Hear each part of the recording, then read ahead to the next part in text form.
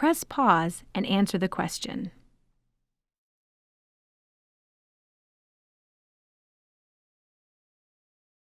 A line on the xy coordinate plane has a slope of 2/5, and it passes through the origin. The origin is 0, 0.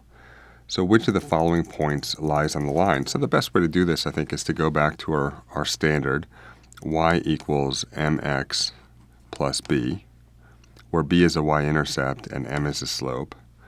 And we have y equals, and it says the slope is 2/5, so 2/5 of x, and plus b, but in this case, because it passes through the origin, the y-intercept is going to be 0, so we can just make that go away altogether. And so we have a relationship of this x and y so that y equals 2/5 of x. And then it's a pretty straightforward assignment. We're just going to go through our choices, and we're going to find the one where y does in fact equal 2/5 or 40% of x. And our answer is this one, -10, -4.